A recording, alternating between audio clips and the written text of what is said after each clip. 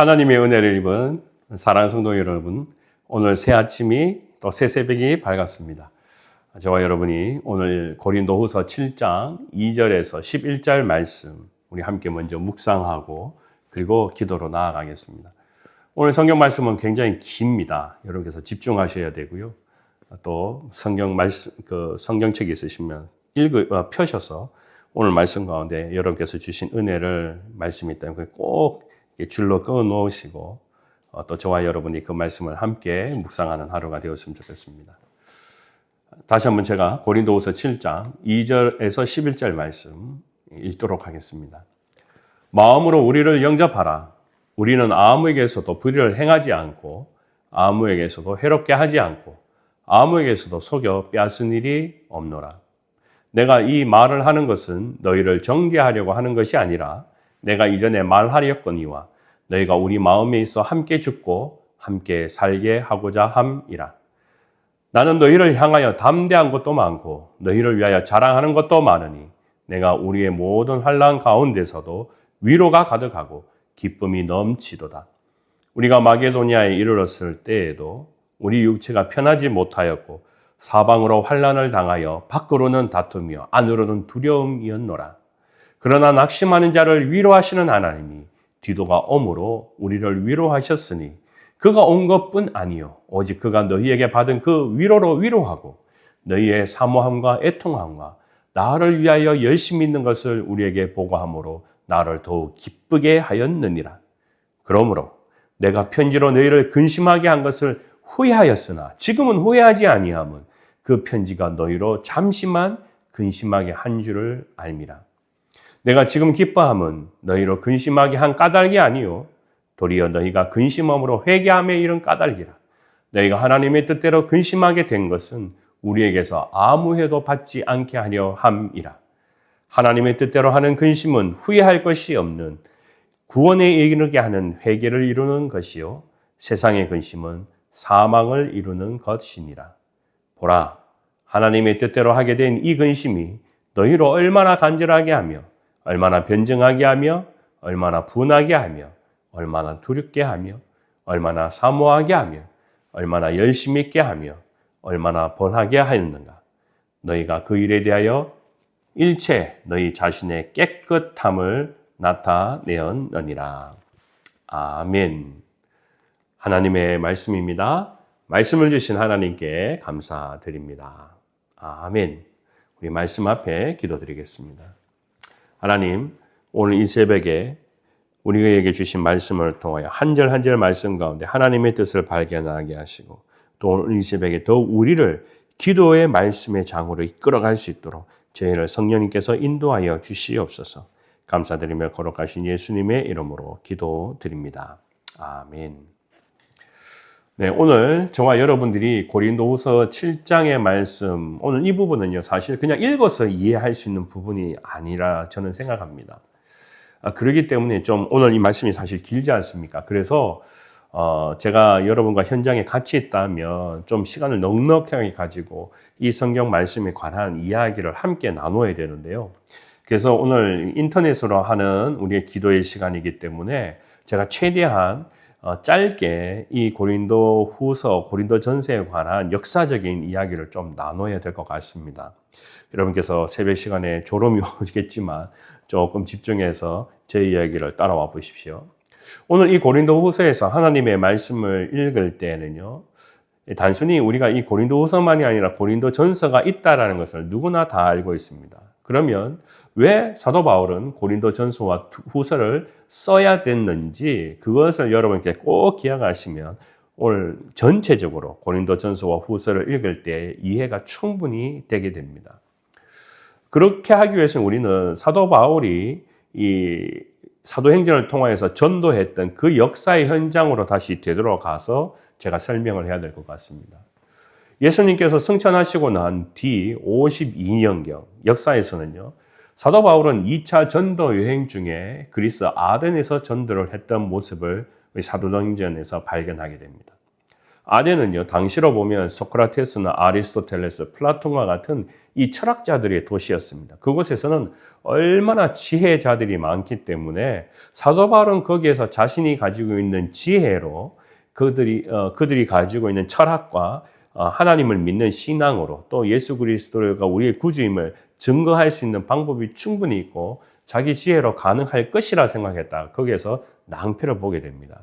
그리고 난 후에 마음이 지쳐서 도착했던 것이 바로 고린도 지역이었습니다. 이 고린도 지역에서는요, 그때 당시에 브리스길라와 아굴라라는 사람이 천막을 만드는 부부를 만나게 되어서 그 사람들과 함께 이 고린도 교회를 잘 일구어 가게 되는 모습을 보게 됩니다. 여러분, 이 생각해 보십시오. 이 사도 바울이요, 그곳에서 잠깐 있었다는 그 시간이 얼마냐면 무려 1년 6개월의 시간이었습니다. 어떤 것은요, 잠시 정말 몇 개월 있다가 간 곳이 있었지만 사도 바울은 이 고린도 지역에는 아주 정성을 많이 들였습니다. 그래서 1년 6개월의 시간을 머물렀습니다. 그리고 난 뒤에, 그가 떠나고 난 뒤에 교회는 점점 살아나기 시작했습니다. 그리고 난 후에 사도 바울이 사도행전의 말씀을 보면 3차 전도 여행을 떠나게 되는데요.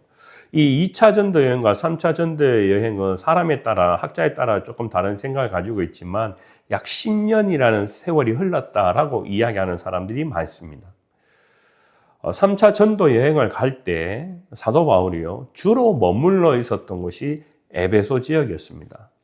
에베소에서 전도를 하면서 그는 무려 약 3년간의 시간을 거기에다 쏟아붓습니다. 그러면서 그곳에서 고린도 교회가 어떻게 지금 자라고 있는지에 관한 소식을 듣게 됩니다.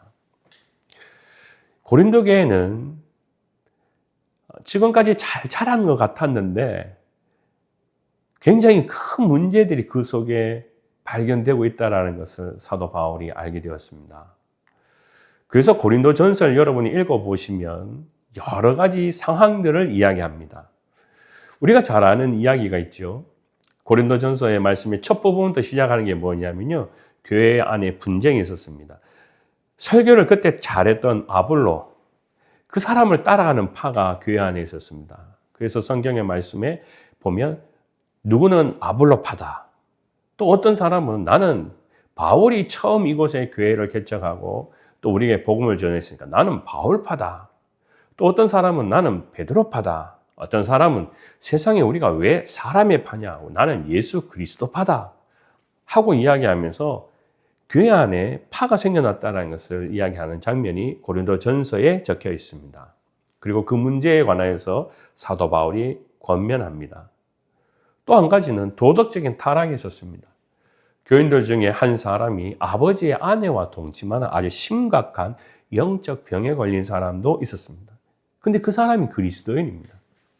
그러니까 사도 바울은 이러한 영적 문제의 타락에 대해서 어떻게 해야 되는지 가르쳐 주기 위해서 고린도 전서를 썼습니다. 교인들 간에 소송도 있었습니다. 믿는 사람들끼리 서로 장사를 하다가 금전 관계 때문에 교회 안에서 해결을 하지 못했습니다. 이해하지 못했습니다. 그래서 세상 법전에 가서 교인들이 서로 분쟁을 하는 그런 일들이 있었습니다. 그러니까 이 사도 바울은 굉장히 마음이 아팠습니다. 또 결혼에 관하여서 결혼을 해야 됩니까? 말아야 됩니까? 라는 문제. 우상 숭배했는 음식을 먹어도 됩니까? 안 됩니까? 하는 문제. 그리고 심지어 어떤 사람들은 진짜 예수 그리스도가 부활했느냐, 또 죽은 자들이 부활하냐라는 의심을 가진 사람들도 생겨나기 시작했습니다. 이것은 무엇일까요? 교회가 마치 깨어질, 다 부서질 위기에 있었던 것을 알게 됩니다. 우리가 그냥 고린도전서의 말씀을 읽으면 그냥 말씀을 읽지만 사실 사도 바울이 교회 안에 여러 가지 이야기를 들었을 때 얼마나 자기의 마음이 아팠을까요? 그래서 에베소에서 머물러 있으면서 그는 고린도전서를 씀으로써 편지를 보내면서 고린도 교인들이 다시 영적 맥을 잡고 신앙으로 다시 되돌아가서 우리가 어떻게 살아야 되는지를 권면하는 그 말씀이 바로 고린도 전서입니다. 그럴 때 그냥 단순히 편지만으로 보낸 것이 아니라 그 디도라는 자신과 함께 있는 전도자를 보내었습니다. 그리고 그가 가서 권면도 하고 양육을 하도록 했습니다. 바울은요, 이 디도가 편지를 전해주고 그 다음에 가급적이면 빨리 올 것이라 생각했는데 에베소에서 아무리 기다려도 디도가 돌아오지 않습니다. 그래서 이제는 자신도 이제 전도지로 옮겨가야 되는 그 상황에 놓여져 있었습니다. 왜냐하면 여러분 혹시 기억나십니까? 사도행전 말씀에 보면 사도 바울이 환상 속에 꿈을 꾸게 됩니다. 마게도니아로 와서 사람을 도우라. 자신은 분명히 소아시아라 가서 복음을 전하려고 했지만 성령님께서 마게도니아로 가는 방향을 돌리셨습니다.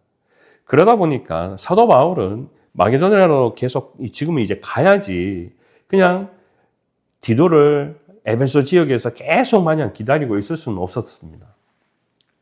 자, 그래서 지금 이 고린도 후서를 지금 이야기하고 있는 사도 바울은 어디 있느냐라고 본다면 5절 말씀에 보면 우리가 마게도니아에 이르렀을 때에도 우리 육체가 편하지 못하였고 사방으로 환난을 당하여 밖으로는 다툼이요 안으로는 두려움이었도다라고 이야기하고 있습니다.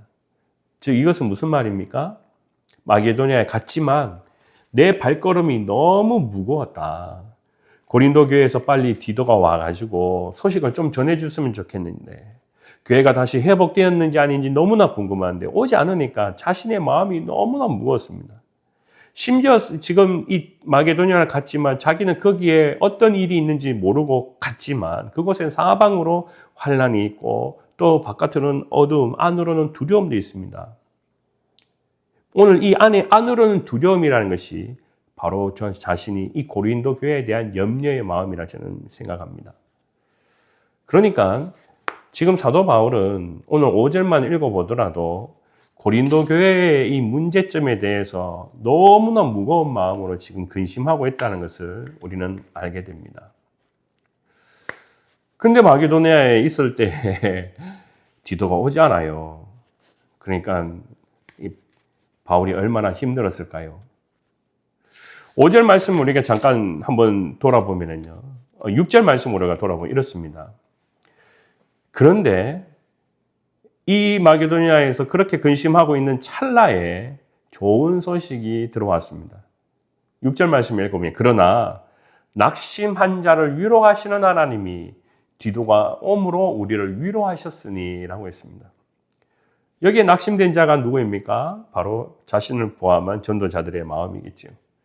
그러니까 디도가 빨리 오기를 기다렸다가 오지 않으니까 점점점 낙심할 그런 위기에 처한 자들을 위로하시는 하나님이 디도가 옴으로 우리를 위로하게 되었다라고 말씀합니다.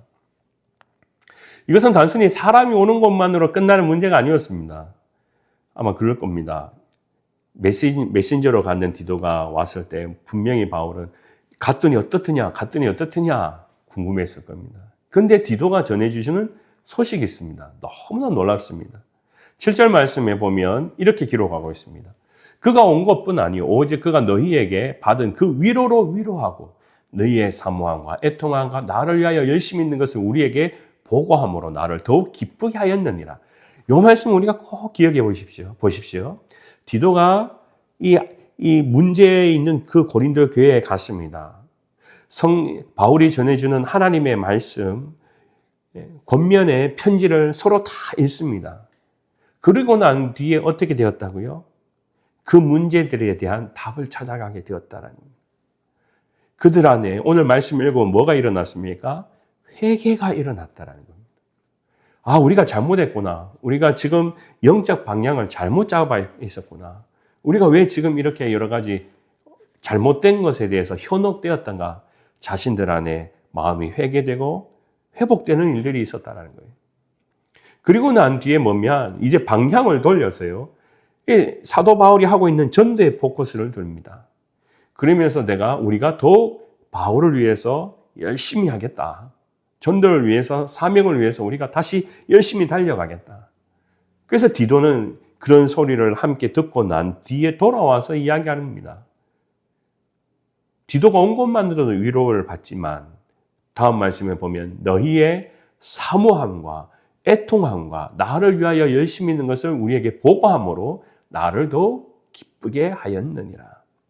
고린도 교회가 많이 변화되었다, 회개되었다, 이것을 이야기하고 있습니다. 그렇습니다. 고린도전서는요, 마치 다 쓰러져 갈 것 같은 그 교회 안에 하나님의 새로운 영적 불이, 생명이, 반전이 생겼다는 것을 가르쳐주고 있습니다. 디도가 고린도 교회에 바울이 쓴 이 권면의 편지를 들고 갔을 때는 아무도 장담을 하지 못합니다.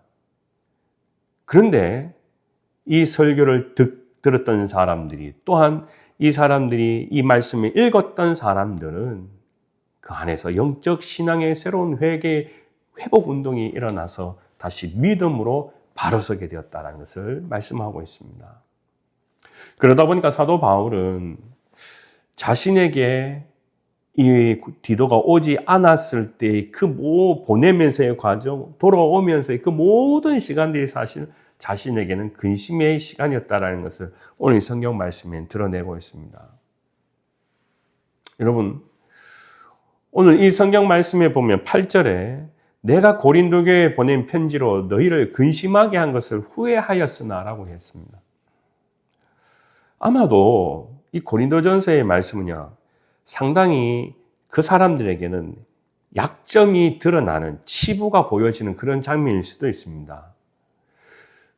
만약에 우리가 예를 들어서요, 어떤 목사님이 설교를 했는데 그 설교가 목사님이 나를 위해서 내가 들으라고 설교하시는구나 하는 그런 이야기를 종종 하잖아요.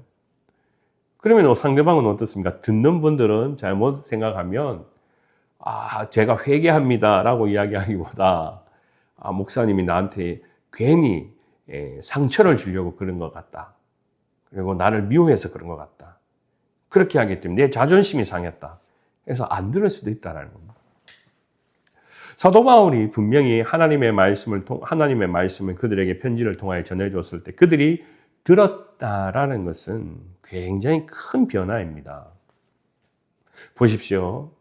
그렇기 때문에 사도 바울은 디도를 보낼 때 마음이 어땠냐면 내가 좀 약하게 쓸걸 그런 마음이었다는 거예요. 내가 편지를 조금 약하게 강도를 낮춰서 그 사람들이 충분히 좀 이해할 수 있는 부분에 있었으면 어땠을까? 그래서 그것 때문에 후회했다라는 겁니다. 8절 말씀 보십시오. 내가 고린도 교회에 보낸 편지로 너희를 근심하게 한 것을 후회하였으나. 그런데 예상외입니다. 돌아오지 않으니까 끊임없이 내가 좀 약하게 할 걸, 조금 더 약하게 했었으면 하는 자꾸 그런 후회를 하게 되고 근심을 하게 됩니다. 그 사람들이 오히려 더 문제가 더 커지지 않을까. 그러니까 빨리 디도가 돌아와서 그 답을 주기를 원했는데 돌아와서 하는 말이 뭡니까? 우리가 다시 하나님을 향하여 사모함과 애통함, 바울을 위하여 열심으로 돕기로 우리가 결단했습니다 하는 그 이야기를 한다는 것이죠. 이게 하나님의 은혜라는 것이죠. 오늘 사도 바울이 어디에 가장 중점을 두고 있느냐 하면 근심이라는 단어입니다. 그 근심이 사도 바울에게는 오늘 디도를 보내면서 가졌던 마음이었고 돌아올 때까지의 마음이었습니다. 우리가 종종 생각할 때 염려와 근심, 우리는 어떻게 신앙적으로 가르치고 있습니까? 신앙 속에서 염려와 근심은 나쁜 겁니다. 하지 마세요. 왜요? 예수님께서 그렇게 말씀하시죠. 왜 염려하느냐? 왜 근심하느냐? 라고 이야기하셨잖아요. 그렇기 때문에 우리는 근심할 필요가 없습니다. 염려할 필요가 없습니다. 마치 우리가 염려하고 근심하면 마음이 약해지고 믿음도 달아나게 됩니다. 그러니까 하지 마세요. 우리는 교회에서 그렇게 가르칩니다. 맞습니다. 그런데 오늘 성경의 말씀을 읽어보면 바울도 근심했다라는 거예요. 염려했다라는 겁니다. 그런데 바울이 왜 이렇게 오늘 이 사건을 통하여서 근심과 염려, 그 문제에 대해서 이야기하고자 하느냐? 특별히 이것을 고린도 교회에 고린도 후서를 통하여서 써보내느냐라는 것입니다. 처음에 자기가 권면의 설교를 보낼 때는 굉장히 근심이었습니다. 그것은 어떤 근심입니까? 나의 근심이었다는 겁니다. 내 개인적인 근심이었습니다. 내가 조금 더 약하게 할 걸. 내가 조금 더 그 사람들의 마음을 다치지 않게 할 걸. 그렇게 생각했는지 모릅니다. 그런데 오늘 10절 말씀을 보면 이렇습니다. 10절은 우리가 꼭 기억해야 될 말씀입니다. 하나님의 뜻대로 하는 근심은 후회할 것이 없는 구원에 이르게 하는 회개를 이루는 것이요. 세상 근심은 사망을 이루는 것이니라. 자, 보십시오. 편지를 쓸 때는 편지를 쓸 때는 누구를 위해서 썼던 겁니까? 고린도 교회를 위해서 편지를 썼습니다. 그 고린도 교회를 위해서 편지를 쓰는 것은 내 개인적인 감정을 쓰는 것입니까? 아니면 하나님의 뜻을 담아서 쓴 편지입니까? 저는 하나님의 뜻을 담아는 편지입니다. 그럼 그 활자를 통하여서 그것은 성령님께서 쓰게 하셨습니다. 그런데 그것은 굉장히 강했습니다. 그렇기 때문에 사도 바울은 쓰고 난 뒤에, 보내고 난 뒤에 내 개인적인 감정으로 봤을 때, 좀 약하게 쓸 걸 하고 생각할 수 있더라는 것이죠. 그렇기 때문에 사도 바울은 후회했다는 겁니다. 근심했다는 겁니다. 마치 한 번 더 쓰라 한다면 내가 좀 조절할 거야. 이렇게 마음가짐이죠. 그렇지만 지금은 이미 다 끝난 이야기입니다. 이미 디도는 그 편지를 고린도 교회에 가서 다 나눠주고 함께 읽자고 이야기하고 또 그 말씀을 가지고 건면을 하는 그런 이야기입니다. 자, 그렇다면 여러분, 우리가 기억할 것이 있습니다. 그것은 하나님께서 성령을 통하여서 사도 바울에게 말씀을 주셔서 쓰게 한 그 근심은 하나님의 뜻대로 하는 근심이었다라는 겁니다. 하나님의 뜻이 담겨져 있었다는 겁니다. 그렇기 때문에 그 편지를 들고 그 고린도 교회에 갔을 때 변화가 일어났다는 거예요. 그것은 사람의 근심이 아니었다는 겁니다. 사람이 생각하는 근심의 수준으로 높고 낮음으로 그 문제를 해결하는 것이 아니었다라고 말씀합니다. 바울은 여기에서 놀라운 것을 깨닫습니다. 내 생각으로는 수위를 조절했더라면이라고 생각해서 그 디도가 돌아올 때 혹시나 하는 그런 염려가 있었는데 바울이 이야기를 들었을 때 그들이 변화되고 새로워졌다라는 것은 우리에게도 근심이라는 것은 두 가지가 있구나라는 것을 자기가 깨닫게 된다는 겁니다. 첫 번째 근심은요, 하나님의 뜻대로 하는 근심입니다. 하나님의 뜻이 있는 근심. 우리가 그냥 개인적인 근심이 아니라는 겁니다. 그것은 하나님의 나라를 위해서, 교회를 위하여서, 하나님의 뜻을 이루기 위해서 우리는 때때로 근심을 하게 됩니다. 그것은 우리가 후회할 것이 아닙니다. 그 일은 언젠가 나중에 다른 사람들이 회개할 일들이 일어나게 하게 하신다라는 거예요. 그런데 두 번째 근심은 어떤 것입니까? 세상 근심이라고 말씀합니다. 세상 근심. 예수님께서 성경 말씀의 비유를 통하여서 이렇게 말씀하시잖아요. 내일을 위하여 무엇을 먹을까, 무엇을 마실까 근심하지 말아라. 예수님께서 말씀하신 이 근심은 무엇을 이야기하고 있습니까? 세상 근심을 말씀하고 있습니다. 하나님의 뜻을 이루는 근심이 아니라 세상의 근심이라고 말씀하고 있습니다. 이 세상의 근심은 10절의 말씀에 우리가 꼭 기억해서 사망을 이루게 되는 것이다 라고 말씀합니다. 사망. 오늘 저와 여러분에게도 우리가 매일 살아갈 때 근심이 발생합니다. 그죠? 우리는 근심이 없을 수가 있습니까? 바울도 근심했다니까요. 바울도 편지를 보내고 근심했습니다. 바울이라고 그냥 근심 없이 사는 사람이 아니라는 겁니다. 그런데 자기가 이제 깨닫는 것이 무엇이냐? 신앙 안에서, 믿음 안에서 깨닫는 것이 근심에도 두 가지가 있구나. 하나님의 뜻을 이루는 좋은 근심이 있고 하나님의 뜻을 이루는 근심이 아닌 세상의 근심 때문에 내가 넘어지고 약해지고 무너지는 근심이 있구나. 사도 바울은 여기에서 깨닫습니다. 나 자존심을 살리기 위해서 또는 세상의 좋은 것을 쫓아가기 위한 없는 것에 대한 근심, 그것은 하나님의 뜻이 아니라는 거예요. 로마 교회, 고린도 교회에 편지를 보내는 그 시간은 바로 하나님의 뜻을 이루기 위한 근심이었습니다. 그렇기 때문에 그것은 하나님의 놀라운 역사가, 회개가, 성령의 불이 그 교회에 다시 임재하고 변화의 일이 일어나게 하셨다는 겁니다. 자, 그래서 오늘 말씀에는요, 이 근심이 하나님의 뜻이라는 것을 우리가 어떻게 합니까? 라는 것을 11절에 사도 바울은 우리에게 가르쳐 주고 있습니다. 이런 것이 바로 하나님의 뜻에 통하는 근심이다. 자, 보십시오. 제가 읽어보겠습니다. 보라, 하나님의 뜻대로 하게 된 이 근심이 너희로 간절하게 하며. 여러분 꼭 기억하십시오. 정말 하나님의 뜻을 이루기 위한 근심은 간절할 수밖에 없습니다. 두 번째는요, 변증이 일어난다. 그것을 위해서 내가 증명하고 그것을 위해서 내가 열심히 어떤 복음을 위해서 내가 어떻게 하면 저 사람을 설득할 수 있을까? 영적인 이 변증의 일들이 일어나게 된다는 겁니다. 세 번째는요, 영적 분노가 일어나게 된다는 겁니다.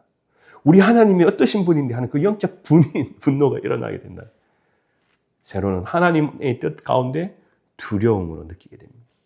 모세가 그렇지요.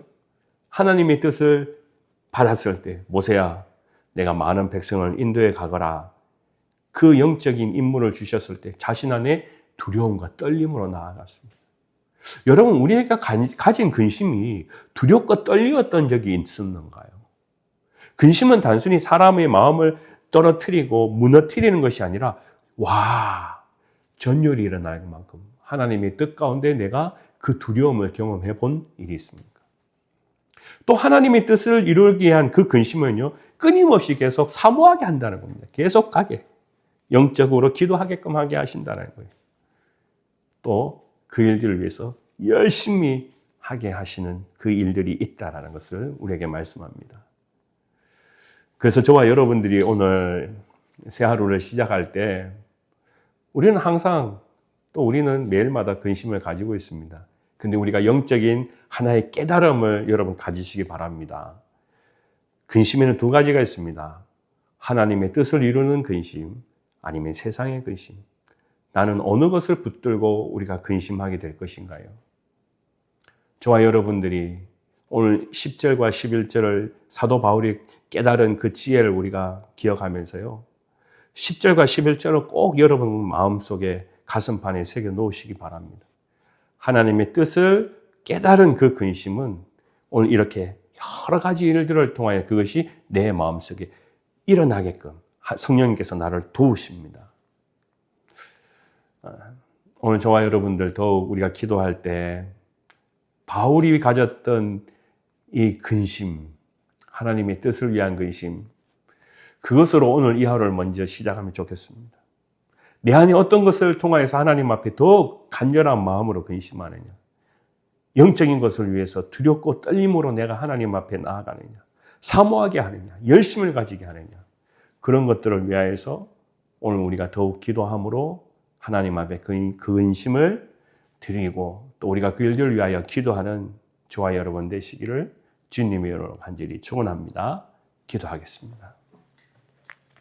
아버지 하나님, 오늘 이 시간 우리에게 주신 말씀을 통하여서 내 안에 하나님의 뜻을 이루게 한 근심으로 우리를 인도하여 주시옵소서. 바울이 깨달았던 이 근심을 우리도 기억하고 그 근심을 우리가 가짐으로 말미암아 더욱 영적인 그 사모함과 은혜와 열심을 통하여서 주님의 뜻을 이루어가는 제자 되게 하시고 또 사랑하는 교회가 되게 하여 주시옵소서. 우리 박경신 권사님 또 어제 치료를 받고 수술을 받고 이제 가려 중에 있습니다. 주님의 권능의 손이 오늘도 그의 환부를 주님 만지시고 또 새롭게 하여 주셔서 어린아이처럼 밝은 눈으로 세상을 보게 하여 주시옵소서. 건강을 위하여 기도하는 우리 모든 믿음의 형제들, 오늘 이 시간 자매들, 오늘 이 시간도 기도할 때 그 은혜와 은사가 나타나서 우리의 환부 가운데 치유되며 회복되는 역사가 함께하여 주시기를 간절히 기도하고 나옵니다. 모든 것 살아계신 예수 그리스도의 이름으로 기도드립니다. 아멘. 나가 너를 지키시